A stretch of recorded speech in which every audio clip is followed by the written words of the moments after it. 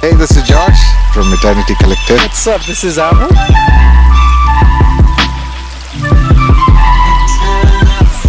Time to grow.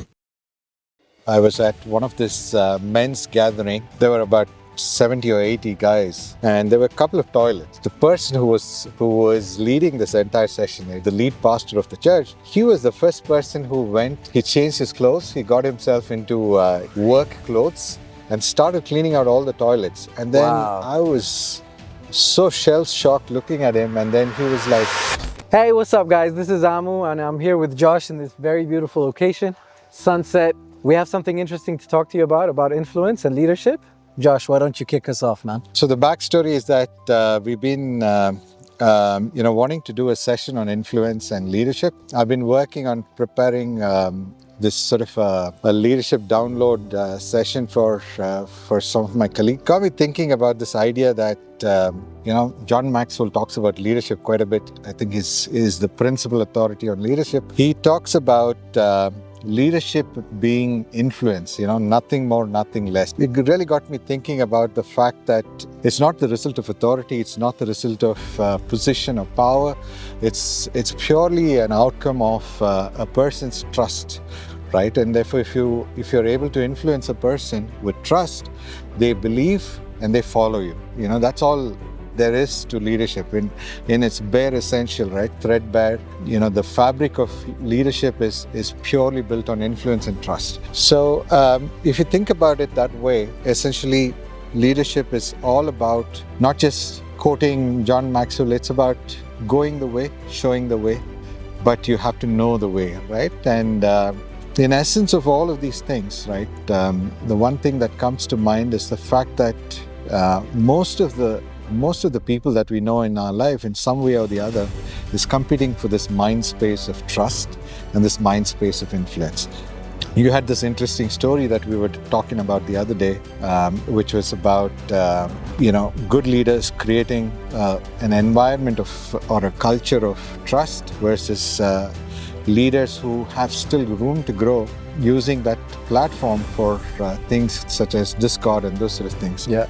Josh talked about how leadership is about trust, but at the same time, the flip side of the coin is actually discord, right? Like there are leaders or people in a team with influence that can cause discord. And how does that occur? It's exactly the opposite. You can't trust their consistency. For example, one day they'll come in mad, angry, or you don't trust how they'll respond to a report that you submit, something like that. And flip side of trust.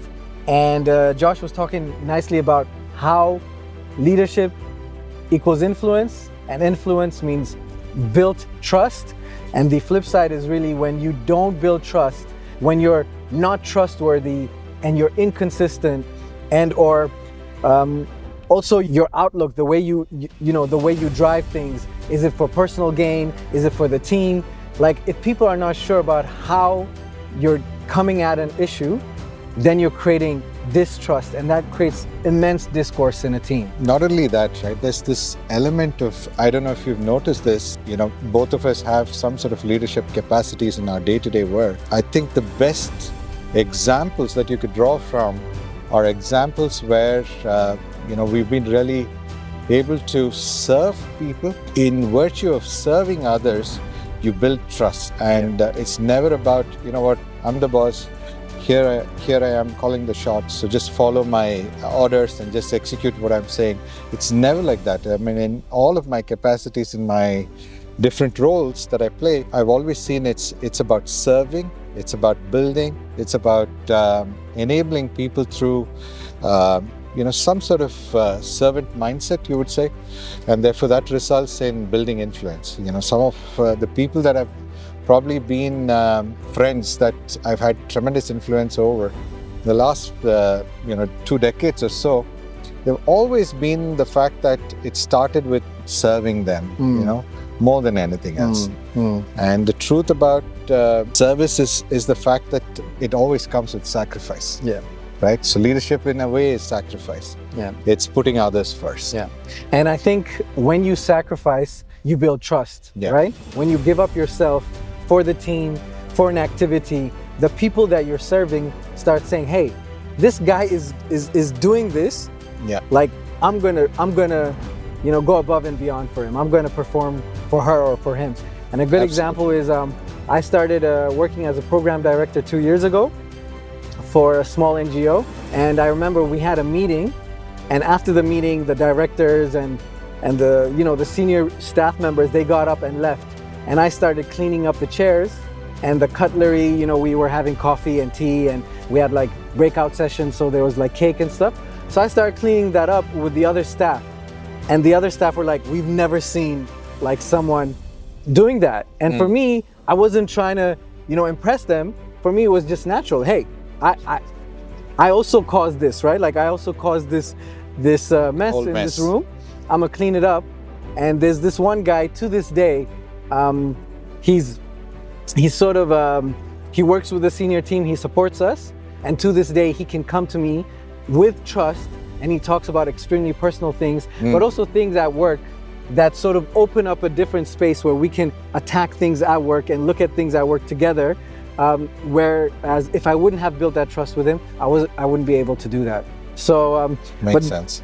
But then there's that flip side, right? If you just act like you're the boss, if you just leave the guys to clean up, obviously at the end of the day, their employees, they'll come, they'll work for you, but they might not trust you with those deep things that then you could apply or sort of work on at work to improve performance, to improve results, and to drive home the goals that you have for your work. At the same time, you obviously also build a personal relationship, which is a beautiful thing. Yeah. I mean, it reminds me of another story. In fact, I was at one of this men's gathering. There were about 70 or 80 guys trying to use the small space where we had, barbecue and those sort of things. And there were a couple of toilets. The person who was leading this entire session, he was I think he's the lead pastor of the church, and he was the first person who went, got it. He